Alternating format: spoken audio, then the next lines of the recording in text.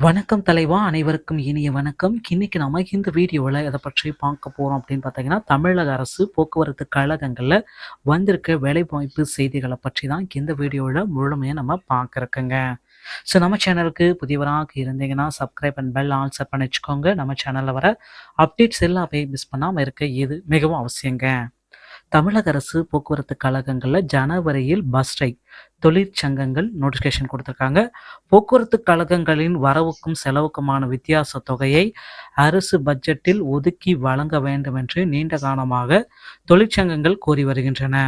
இதை அரசு கண்டு கொள்ளாதவில்லை.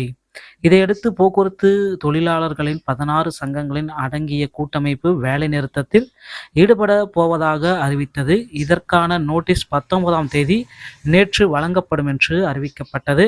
இதையடுத்து தமிழகம் முழுவதும் போக்குவரத்து கழகங்களில் செயல்படும் எல்லா தொழிற்சங்கங்கள் மற்றும் ஓய்வு பெற்றோர் நல சங்கங்களின் கூட்டமைப்பு சார்பில் கழக மேலான இயக்குநர்களிடம் வேலை நிறுத்த நோட்டீஸ் வழங்கினர்.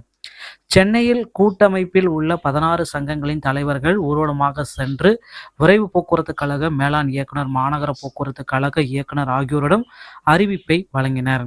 பின்னர் நிபுணர்களிடம் தமிழ்நாடு அரசு போக்குவரத்து கழக ஊழியர் சம்மேளனம் பொதுச் செயலாளர் ஆறுமுக நயினார் கூறியதாவது என்ன அப்படின்னு பார்த்தீங்கன்னா, போக்குவரத்து கழகங்களில் 2018 23,000 பஸ்கள் இயங்கிக் கொண்டிருந்தது. இப்பொழுது 19,500 பஸ்கள் மட்டும்தான் இயக்கப்படுகிறது. இதிலும் ஊழியர்கள் பற்றாக்குறை. தினமும் 1000க்கும் மேற்பட்ட பஸ்கள் இயக்கப்படுவதில்லை. எனவே பஸ்களை முழுமையாக இயக்கி மக்களின் பயண உரிமையை பாதுகாக்க வேண்டும். காலி பணியிடங்களை நிரப்ப வேண்டும். கழகங்களின் வரவுக்கும் செலவுக்குமான வித்தியாச தொகையை அரசு வழங்க வேண்டும்.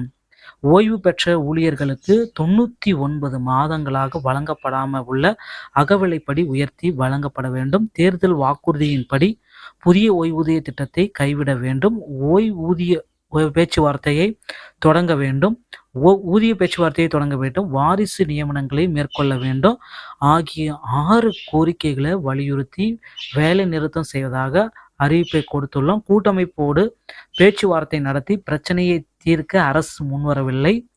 வேலை நிறுத்தத்திற்கு ஆதரவு திரட்டும் வகையில் டிசம்பர் 30 மற்றும் 31 ஜனவரி 2 தேதிகளில் எல்லா பஸ் நிலையங்களிலும் மக்கள் சந்திப்பு இயக்கத்தை நடத்த உள்ளோம். வேலை நிறுத்த அறிவிப்பு கொடுத்து 14 நாட்களுக்கு பிறகு நிறுத்தத்தில் ஈடுபடலாம். எனவே ஜனவரி 4 அன்று பெருந்திரள் போராட்டம் நடத்தி வேலை நிறுத்த தேதி அறிவிக்கப்படும் என்று கூறியிருக்காங்க. விரைவில் போக்குவரத்து கழகத்தில் போக்குவரத்து ஊழியர்களுடைய பணிச்சுமையை குறைக்கும் பொருட்டு புதிய ஊழியர்களுடைய நியமனத்தை நம்ம எதிர்பார்க்கலாம். மக்களே கவலைப்படாதீங்க. போக்குவரத்து துறை சம்பந்தமான அனைத்து விதமான செய்திகளையும் உடனுக்குடன் பெற நம்ம சேனலோடு இணைந்திருங்கள். அடுத்த வீடியோவில் சந்திக்கிறேன். நன்றி, வணக்கம்.